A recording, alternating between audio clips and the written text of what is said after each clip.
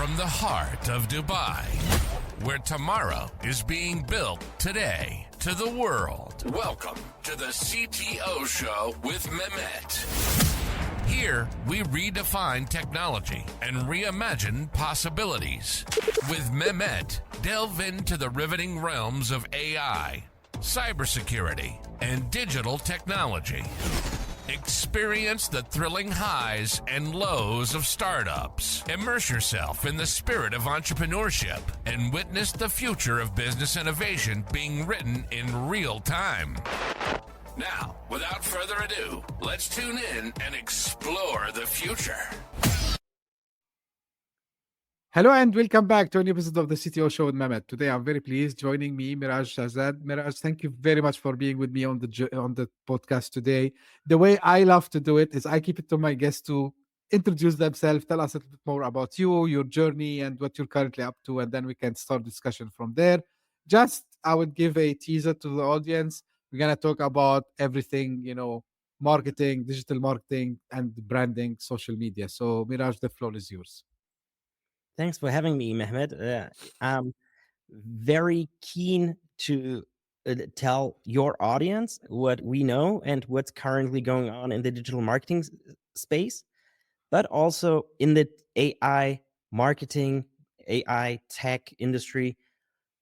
And I don't know when you're gonna publish it, but just a couple of days ago, DeepSeek published its R1 reasoning AI, and that totally vanished nearly $1 trillion from the US market because everything is so fast paced. Like it's the second job of people in the tech and marketing industry right now to really try out any kind of new feature without implementing it immediately in their own company. So this is the big challenge we have right now, that we need to do our everyday business, try out everything, but not be too excited because something else might come up. So it's very challenging right now.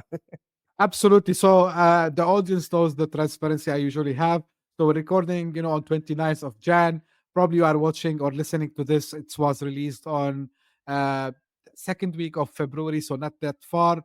And as Miraj mentioned, like the beginning of the weeks of 27th of Jan, we had the crash in the stock market because of DeepSeek. So you can relate. And I'm sure, by the time this is out, people would be still speaking about that. Now, it's a very interesting space to talk about, Miraj, with you, especially about digital marketing and what's going on, around, with all what's happening and what we mentioned. So let's start asking you directly, because we mentioned AI, Miraj. AI is doing revolution everywhere. So in marketing and digital marketing, what, in your opinion, is like the biggest impact that you have seen, and what else are we going to see in the near future? Yes, since we are a full service digital agency, we are helping to find the right strategy. Doesn't matter if it's a personal brand, a content creator, or business brand. And what revolutionized our everyday life was a little earlier than ChatGPT introduction to the public. It was already Jasper AI. I don't know if people are aware of it. It was already released 2-3 years before ChatGPT, that helped us generate blog articles based on the most common AIDA system or PAS system, what is very common to build landing pages, blog articles, etc. And we used it once it was introduced immediately. And the other thing we played around with was Synthesia, because we wanted to have personalized presentations of the offer. Everyone at that time was using, if they were very curious, they had introduced Loom videos, and we tried out Synthesia. It was more a play out of curiosity. And since ChatGPT, the world is going crazy because it can be both. You can overuse AI. Let's face it, there are companies who overuse it and it's not really effective anymore and not efficient. And then there are so many companies who lag behind and still have so many hours of human resources wasted that could be done in only a couple of minutes by AI. And it's not only in marketing sphere, but I am aware of it that AI had most of the most impact on marketing industry because it is a fast-paced industry. You need to have good content consistently, fast, and this deliverable was either you have a lot of money or Mhm. you are a small startup with a lot of free time to do that. And now also busy medium-sized companies can be part of that game because of AI. Miraj, you mentioned something, and I didn't prepare for this question honestly, but you touch on something interesting. You said some people use it too much, some people they are behind. So when too much is too much? Let me ask you this. This is if you are one of the first agencies or first people using the AI and try immediately to implement it in your everyday business. I'm German. I'm born and raised here in Germany, and my management style is a mix of Chinese and German. Don't ask me why Chinese, but it's a Chinese German way of thinking. And the German side is, of course, stronger because I'm born and raised here, and we are always skeptic towards big changes and new introductions. Yes, I'm in the digital marketing sphere, so I need to try out new things, but I need to be skeptic. Is it really bringing in better quality to my clients? And as an agency, I am not serving only to my clients, I'm serving their clients as well. In our agency, we also have that common phrase, clients first, because the consumers are bringing in money to our clients and then they pay us, right? So we always ask, is that tool, first of all, how much do we need to invest? Not only money, but you need to be aware of it because many of those subscriptions are killing agencies right now. So first of all, how much money do you need to invest in that AI? And secondly, how much time do you need to invest in it to play around with it? Then play around with it. Do it maybe as an agency owner or as a businessman. You need to do it in your free time, not in your business time. And then last but not least, are the outcomes only is it a toy for you because you are a curious businessman? Or is it really helping some of your bottleneck employees? Or is it bringing in consistent good quality to your clients? And people forget asking this. So they, like Sora AI, let's face it, if you're spending 2 hours every day creating videos on Sora AI, let's face it, the quality is not good enough to sell this as a agency work to your client. Like again, it triggered a lot of things in my mind, Miraj, now. And like, see, here's also my question. So with these tools, I believe as an agency, you would also advise your clients like which tool fits what, right? But there must be like something which is a must have and something, which is customized to different use cases. So because you mentioned Sora, you mentioned a couple of other things. Um, so which tools you believe really, like they are the must haves, and which ones like you see, they are like niche for, let's say, maybe people who are more interested in doing thought leadership stuff, maybe something which is related to demand generation. So what the categorization you see, and of course from your interaction with your clients. What every user of the internet, whoever has a smartphone, should have at least those three AIs if it's affordable. Please have ChatGPT, the €30 or $30 version. Second, have a Claude subscription. Claude is amazing if you want to have a human touch blog article, LinkedIn post. It's really awesome. And third, Perplexity. In my opinion, if you want to search the internet, especially in times of where everyone is creating fake data, fake news, you need to have a proper system that is not politically in one or the other direction. And Perplexity finds out every piece of information in the right nuance, like more scientifically, not politically biased. So you should have those three. It doesn't matter if you're a businessman or an employee or a highly skilled employee. These three things are must have. Also, already, if you want to reason about a few things, I don't write anything note on paper anymore if I am in a meeting. I try to keep everything in mind. And once I leave the client, then in my car while commuting, I'm talking with ChatGPT because I tell him, I will tell you now everything from that meeting in an unordered way. Then please order it. And you already know how I work. So please give me, for my project management tool, the right staff, the right priority, and then it's done. And then I send it to my project manager. Cool, super cool. Now, also one thing, Or which sorry, is yeah, one other thing about ChatGPT.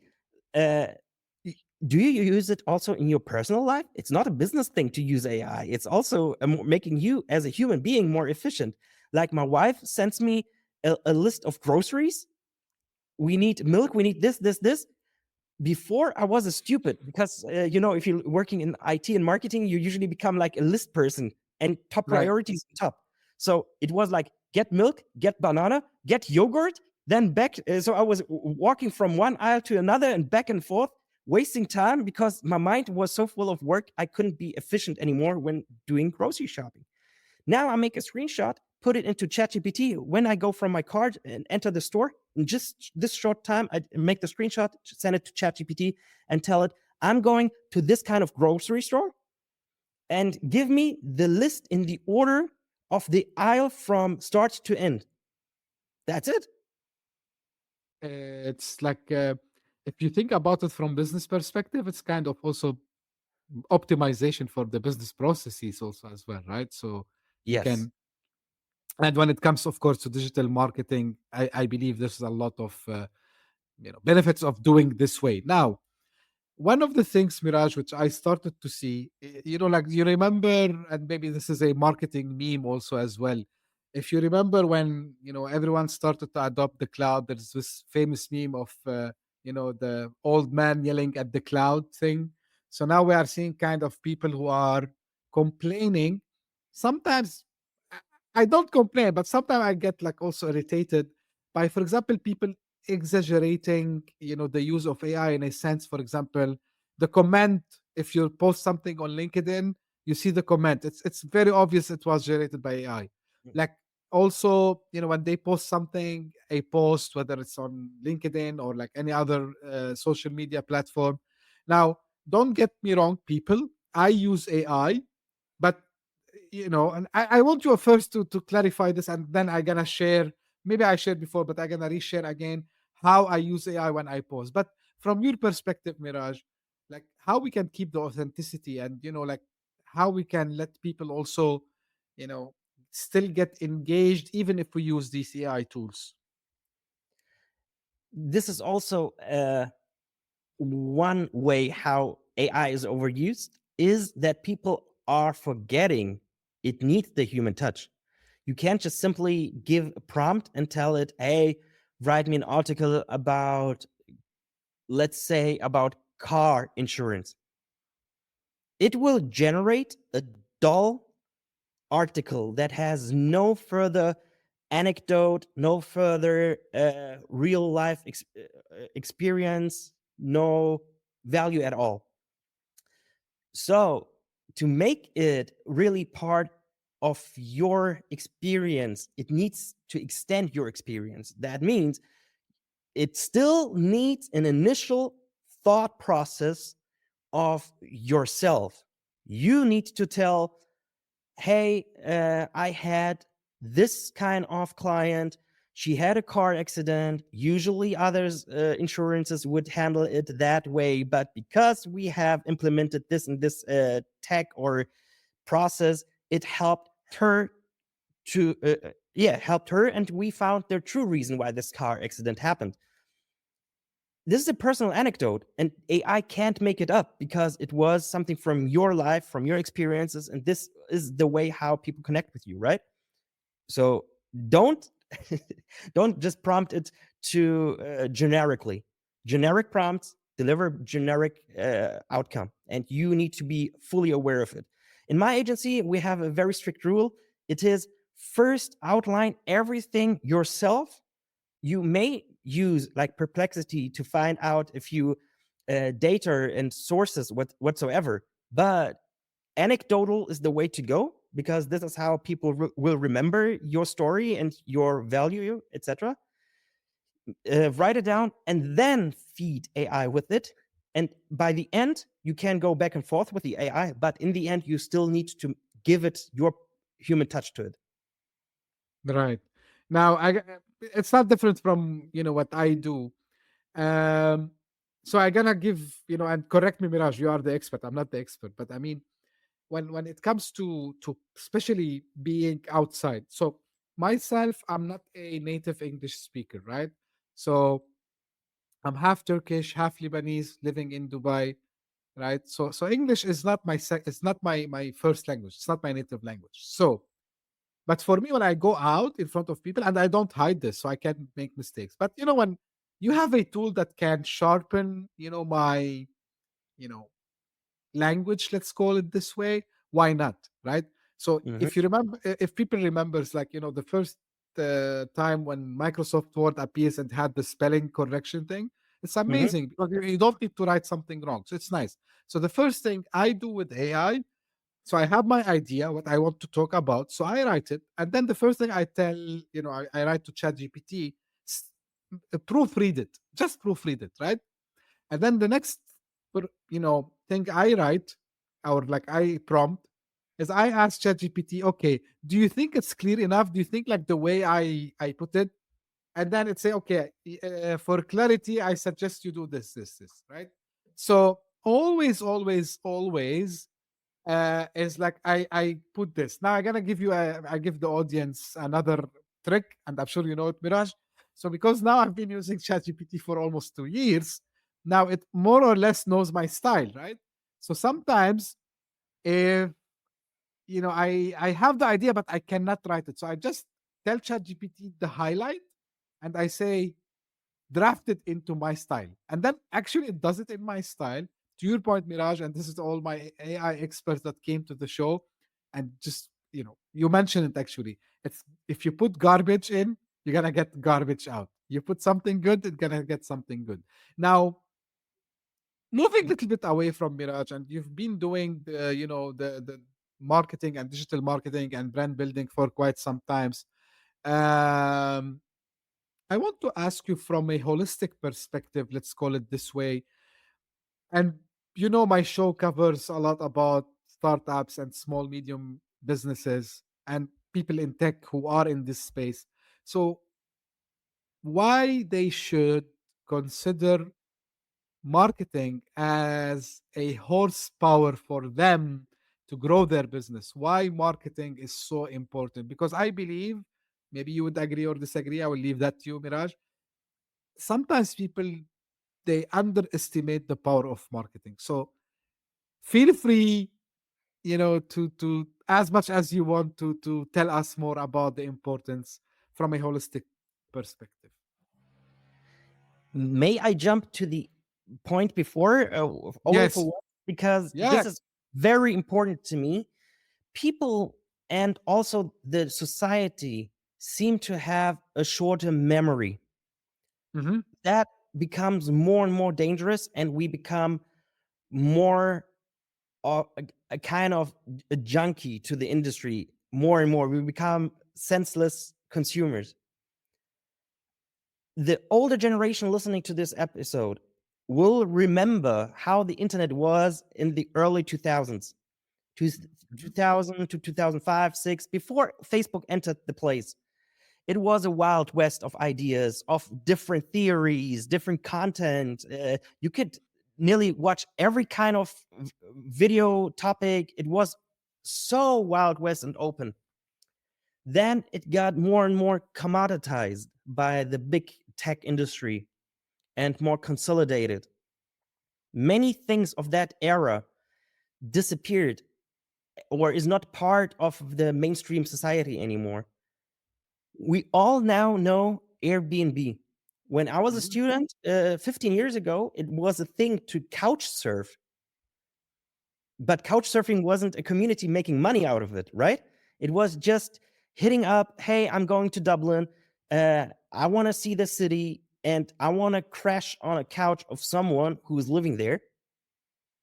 This was actually the free kind of internet thinking at that time of the era. Many things that were cheap for free, like Skype, things disappear. And we need to be aware of it. So whenever some new tech came in on the internet, my dad laughed at me and said, look, you wasted so much time on learning a new language. Because I was very open to learn new cultures, languages, script writings. Like I know the Latin because of German and English. I know the Greek and Cyrillic script writing, and also Chinese, Korean, katana, hiragana. And so whenever it came up, my dad said, look, you learned Mandarin for no reason. Now AI or tech can translate everything for you. You don't need a translator anymore. But my mind, my memory is working way differently because I did learn those things. And we can't rely on AI. As you mentioned, now there are so many people who have used ChatGPT for 2 years. And I will be very frank with you and your listeners. Some of them didn't really get smarter by using AI. They got more lazy. The basic reasoning in their head is not happening anymore without the interaction of AI. And we now have seen ChatGPT raising the prices from $20 to $300 right now. I think 300, right? 200, yeah. Yeah, and now it's $200, and they are still complaining and saying, "Hey, we are losing money every month." That means they might raise the prices even more, and not everyone can afford it anymore. But now you got stupid because you're not you for every kind of thought process you have been using ChatGPT. Now you're a junkie of that company. I use that example currently very often. It's like GPS navigation system. People are so used to use the GPS navigation system in their car, they can't get from A to B. Some people I know in my family can't even find their house without GPS anymore in their home city. Right. This is dangerous. Yeah. Yeah. Absolutely. So back to the holistic approach of the marketing, Miraj. Yes, it's very important to have a holistic approach in especially digital marketing, but also marketing as a whole, because people aren't buying your product. If they are buying your product, you're gonna lose to the cheapest competitor, because the production lines are also more and more consolidated. In the end, we know there are only 2-3 semiconductor producers, and there aren't more of it. The difference in the pricing is most commonly the brand and maybe also the UI. So you, as a business person, as a C-level executive, you need to put a lot of emphasis in get some form of distinguishing to the competition. The best way is the story. How are people connecting with your brand, with your product? And this needs to be in the center of your holistic approach. Simon Sinek said it in a TED talk, I think already 12 years ago. It was very early of the TED talk era trend. He said, start with why. It is a very simple system that is the minimum you should implement in your business. So start with why from Simon Sinek, if I may sum it up very quickly, is many people are selling the what, but the what is the outer space and no one feels connected with you, the producer, the brand, or your company, the salesperson. On the how, you might find people like, hey, I have a hole on the wall. Yeah, you need this kind of tool. Okay, I learned from you how I can solve it, so I gonna buy it from you. But this is a short-term trigger for most of the consumers. The best way is the why, because then they are not even asking anymore if the product is really a form or a help to them. Most commonly, people say Apple is the best example for this, and they did it correctly. How much emphasis did Steve Jobs put into the whole storytelling, marketing, positioning also towards the mainstream, that we are thinking different, we are also more creative. That's why we have different fonts from day one, not like the Microsoft users. So it is the whole story, the whole narrative, and of course, the value you have set for your company. Oh, and let's be frank, I also know many companies, they have never created an elevator pitch for themselves. They have never defined what the values are of their business. So first steps are these, and then really define what, how, why, build a story around it, and now be consistent in every form of communication to the outside world about it. Absolutely. And the example you gave, actually, I was about to ask you next, like, which brand do you think like they mastered? And you answered Apple, of course. And to There are me, many. Nike is a good example how you can. I wanted to curse. Sorry. how you can destroy a brand. Nike is a very good example because it was since the beginning of Phil Knight. It was not about, hey, you can do better running with those shoes. You can do better walking, jogging, because I think he started with jogging, if I remember correctly. And it was always about the lifestyle, freeing up you as an upcoming or already athlete. It right, gives you the mindset. And the whole commercial of Nike was similar to Apple. It was never about the product itself. It was never about the price. It was most commonly about the lifestyle, the feeling, the connection between the consumers and Nike is just to get started. right, right. So it's a Just message. the message. And now, since the new CEO came into the game, who put everything, all the budget of the marketing nearly solely into into performance marketing, he didn't invest enough into the branding and connecting messages with the audience. They lost value. Right.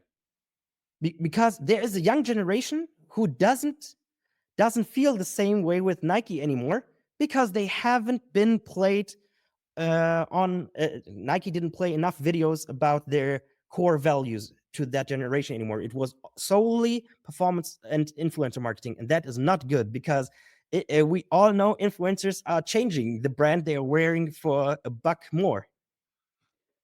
This is very interesting now, Miraj. And by the way, um, we're seeing this not only for B2C brands, we're seeing even this for B2B brands. So Yes. influencers and the Gen Zs, are part of the game, and the creators economy now, it looks like the mainstream. First, let me ask you, is this now, the norm? Which is like, for example, as an agency, I'm sure also you advise your customers on this. And platforms are changing by the day. So let me divide it and make it easy. So let's make it as a conversation. So let me start. Is it the norm now? Because I don't want to overwhelm you with the questions. So is it the norm now to go with the kind of influencers, whether it's a B2C brand or B2B brand? Is this a case? You don't have necessarily an advantage anymore if you are putting a lot of effort into your personal brand. Mm-hmm. It's, in my opinion, already a necessity. In some Mm-hmm. form or the other, you as a founder, you as a business owner, or at least you as a business owner need to find someone in your company who gives you the permission to use his face as the personal brand part. You definitely need this, because you can see it on LinkedIn. How many posts do you still see of businesses, and how many do you see personal brands of the businesses? Yeah. But yeah, more of the second, right? Way more, way more. And the content style also totally changed. The content style is mostly left only with face, some selfies, some group photos, anecdotes, personal stories, background stories. And so it's first about connecting. So first it's about the why, then the how, then the what. The same as Apple, just put into the modern way of the what the algorithm wants from us. The algorithm tells us the interaction rate is important. So, and the fastest and cheapest way is definitely personal branding.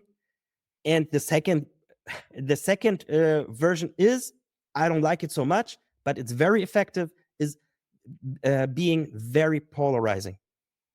Okay. Now, you are triggering a lot of questions in my mind, Miraj. And this is across, by the way, guys. Like this is if you are a startup, you are like a small business, doesn't matter. Even you are a person, as Miraj mentioned. Now, what's like fulfilling the algorithm, right? So back to the point of authenticity. Now, uh, don't get me wrong. Don't get me wrong, people. Don't get me wrong.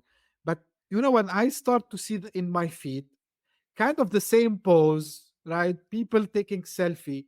So I feel okay. So like we're kind of becoming a robot, and we becoming, don't again. I don't want to curse, and I'm trying to find the light word for this. We kind becoming robots ourselves, fulfilling the order of the algorithm, which I don't like much now. But I understand at the same time, from business perspective, and to get the results, you need to fulfill with this. Again, what is the balance, the right balance here? This is a very good question. This is also the main part of what we get paid for. We as an agency, we are paid for building a strategy that is highly customized to the business. And of course, some of the KPIs are, how many views did we get? How many conversions did we get? In our first and foremost, most important KPI is definitely how much money did we get for our client. That can be differently. The first version is go full volume. You need millions of clicks in a month so that at least 0.5% of the people get converted. Or the other way is, you could, and this is what I highly recommend to anybody starting, is be a very niched person in as a personal brand, because then only with 500 views on every video, it's enough. If you post one video a day, you still have reached thousands of people, tens Hmm. of thousands of people.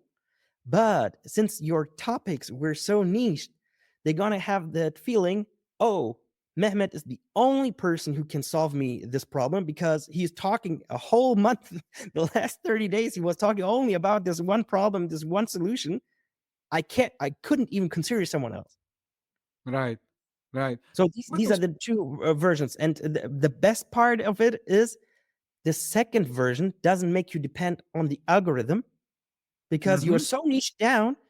You can just use your personality, find a content format series that is very close to what you like doing anyways, what is close to your personality. Because we always ask the companies we are working with, what kind of content do you like? Because Mhm. if you're running a business, if you're a C-level executive, you are already working. I'm very sure about it. You don't need to tell me. You're definitely working 60, 70, 80 hours minimum every week. Where do you find the time to produce the content for the personal brand? So it Right, needs to be something that's not only serving the purpose of content, but also gives you energy. It needs to be right, something that gives you energy and motivation, because otherwise the consistency will lack after 2 months. Maybe even after right. 2 weeks, you say, hey, I can't do those short form videos anymore because it takes my energy, my time, and etc. So is it texting? Then write article, write post, be a guest author. There are many opportunities. And if you like talking, like most salespeople, then try to tell your story a little more condensed, because most salespeople are talking too much. Make it more condensed and be a podcast guest. Okay, yeah. So this is that's really reasonable, and I like this approach, Miraj, because I believe what's Strategic. more exactly. And you mentioned it, and I know from myself, right? So I think I gotta leave it to you to put the percentage. That's large. I would say large amount. I mean, or large chunk of the success is consistency. Um, if this podcast exists now, it's because it came out of a passion. It came out of a kind of, I said, okay, I have this dream to be a podcast host. And by the way, I set the expectations low. I set the bar low at the beginning. And I said, okay, but I gotta keep doing it. And you know what I said? If even have one listener, I'm happy. You know, if I receive like one feedback, I'm happy. And I kept doing it and it paid off, right? Of course, it Mm. didn't happen. It didn't happen overnight. But to your point, like this is kind of a proof to what you said. It's right. Of course, I know, and people knows that it's consistency.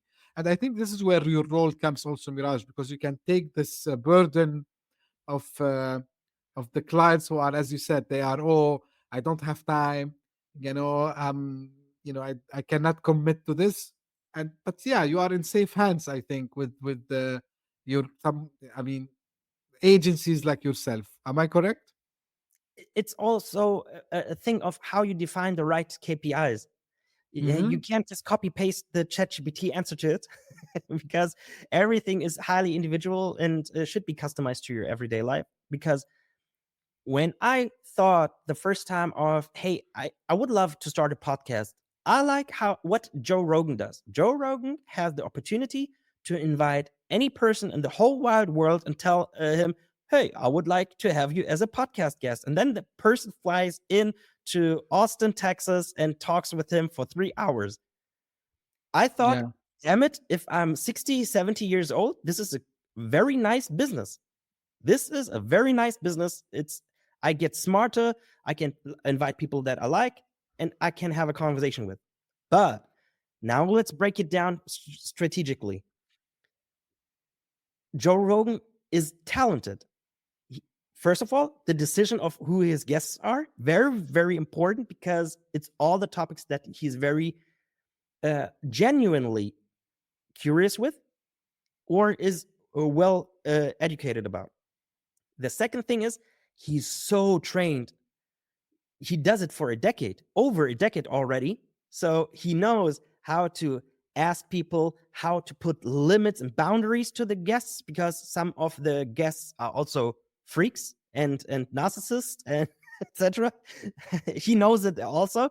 So he knows how to put the boundaries, and yet he also knows how to make that episode very interesting. yeah, yeah. He knows how to be genuine to himself and to his guests, but also to the algorithms.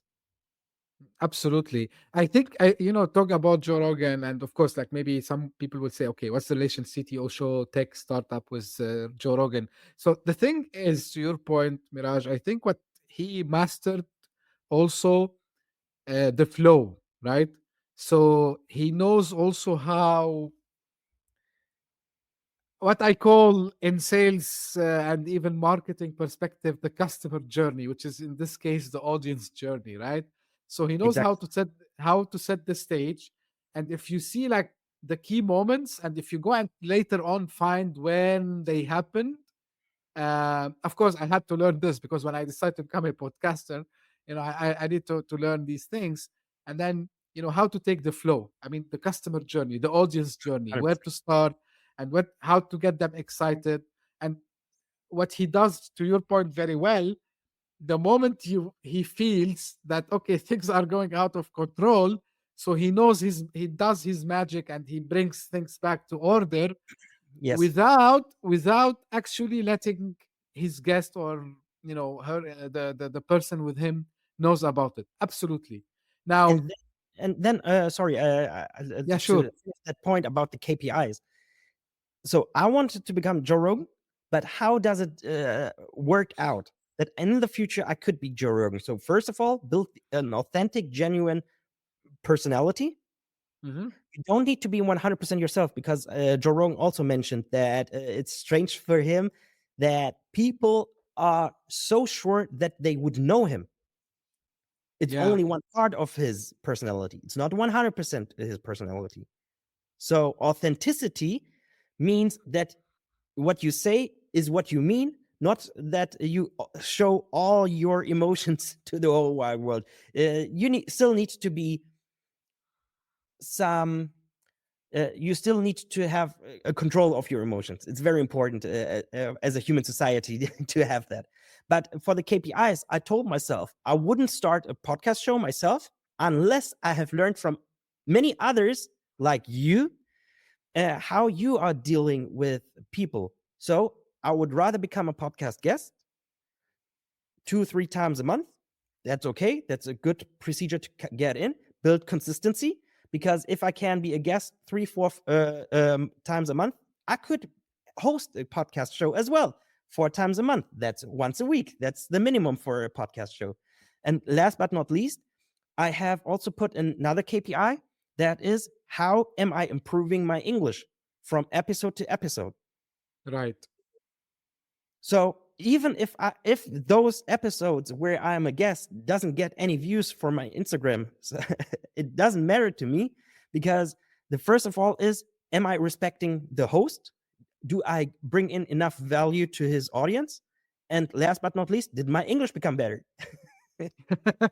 Let me tell you something, Miraj, and I'm not sure if any other people they have shared this. From hosting perspective, to me, it's a school, because every time I meet someone, right, I'm learning something new. Like, I'm learning something new from you now, as we speak, like real time.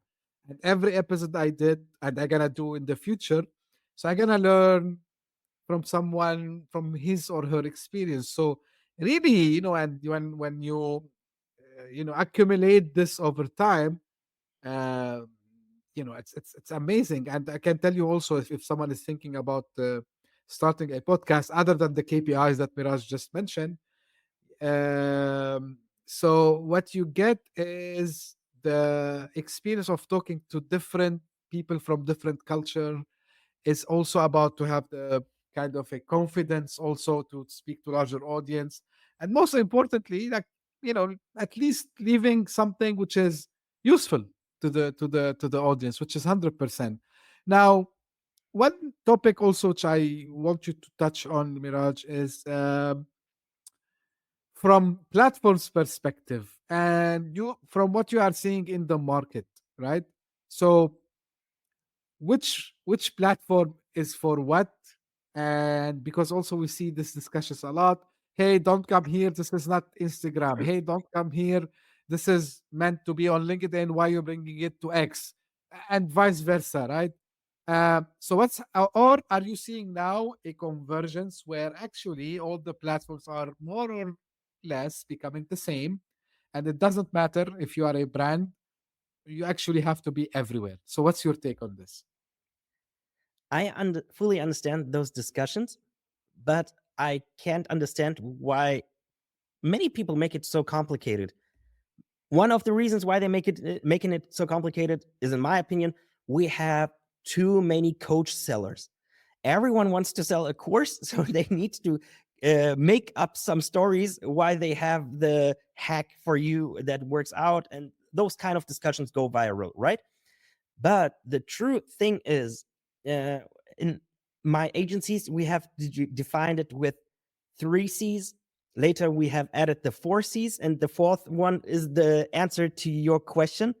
Is if you want to build some consistent content format successfully on social media, you need to have first content. Content needs to be very close with the person or with the company's values, and it needs to have some form of value, entertaining or information.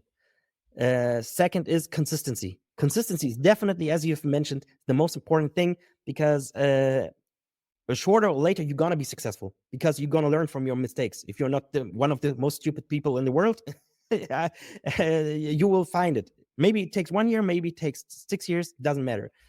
Then the third thing is community. You can't just upload something. It's I have read it's 500 hours of content uploaded to YouTube every minute. So how do you want to pop out of this mass of content that is uploaded? So be a social person, like outside. Talk with other accounts in your niche. Talk with accounts outside of your niche. It's even easier to talk with people outside of your niche, because the things you might consider as an expert that is boring is already very interesting and valuable to people outside of your industry.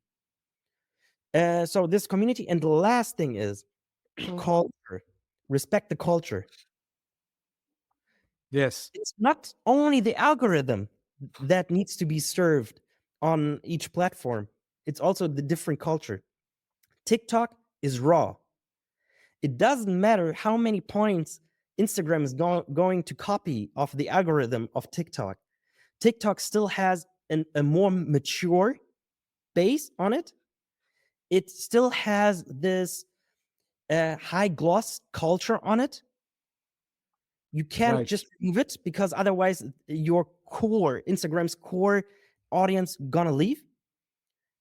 And this is already a huge distinguishing. So even it would be the same algorithm, Instagram and TikTok. TikTok is raw because it comes from the youth, it comes from subgenres, and Instagram was built very quickly as part of the mass media and high gloss. You can definitely understand it if you pick out the most common faces. The Kardashians are Instagram, and the Kaby Lame, the what are the dancers? I forgot. So the raw format is part of the culture. So take a look at it, and take a chance on each of those platforms, but check out what is definitely working way better with your personality. Mm-hmm. And take it wherever you want, you're saying. Yes. At the beginning, I always tell my clients, let's figure out what kind of personality you are. Let's try out this kind of format. And if, depending on the format and the cultures of each platform, we're going to advise the client. These 3 platforms are the 100% approved by us, because how you speak is perfectly matching to these 3 platforms. But let's also try out these 2 platforms, because you like to be very aesthetically set up. Your content format needs to be aesthetically pleasing. Maybe it works out on Pinterest as well, because people gonna pin it, because the competition is so low on Pinterest when it comes down to videos. It might work out. Right. Absolutely true. And thank you for bringing the cultural nuances, Miraj, to the to the discussion, because I think it's something underrated as well. So 100%. Yeah, so we need to understand also this, to your point. And I like the way you describe it. So it's like, you have to try. You never know if you don't try. And then you insisted, which I'm happy about, the KPI. So how are we gonna measure the success? So 100% on this. Now, as we are wrapping up, Miraj, final thoughts, and where people they can get in touch with you. Thanks, Mehmet, for this opportunity. It was a very nice discussion. Once I started my own podcast show, I will definitely have you as a guest because Oh, I watched several episodes and they were really interesting. And I also I love to watch the first episode of the shows that I'm gonna be a guest of and the last one because I love to see how people progress. evolved through the time because this will help me that once I start my own show I need 100 episodes. So I'm active on all platforms. That means you can find me anywhere with my nickname, that is I am Merag, IMMERAG. LinkedIn, Instagram, TikTok. I'm nearly every second day I'm active on those platforms, and I'm sharing all these insights. Also, the cultural thing is mentioned there because one of our clients had uploaded a video on TikTok, which is actually, we think of this is the viral platform, but his content was aesthetically pleasing. It got only 5,000 views on TikTok, but on Instagram it had 1 million views. Oh, wow. So it could be also the other way around. We never know. Yeah, you never know. So absolutely. So it's like kind of, this is where the consistency comes into the play, right? So this is how you increase your chance of success. Now, for the audience, you don't need to go and search. I will make your life much easy. All Mirage's handles on social media, they will be available for you in the show notes. So if you are listening to this podcast on your favorite podcasting app, you will find them in the show notes. If you are watching this on YouTube, you'll find them on description. And again, feel free to get in touch with Mirage. Like, he's a talent when it comes to digital marketing and branding. So highly advisable to get in touch. Mirage, again, thank you very much. For this valuable discussion. Thanks for having. And this is now how I end usually all my episodes. This is for the audience, guys. If you just discovered this podcast by luck, thank you for passing by. I really hope you enjoyed it and enjoyed the discussion today. If you did so, please give us thumb up, subscribe, share it with your friends and colleagues. And if you are one of the people who keep coming back and encouraging us, big thank you, because in Jan 2025, we were honored to have the CTO Show as one of the top 45 business podcasts in Dubai. And we get on the rank 14. Hopefully, we're going to enhance this more. And also, for the first time ever, you helped us to be in the top 200 charts in 4 countries simultaneously, which didn't happen in the previous 2 years of the show. So thank you very much for your support and for your encouragement. I really appreciate that. And as usual, I say stay tuned. We're going to be again in a new episode very soon. Thank you. Bye-bye. Hit that subscribe button, share the show with your tech-savvy friends and fellow entrepreneurs, and leave us a review on your favorite podcast app. Your support means the world to us.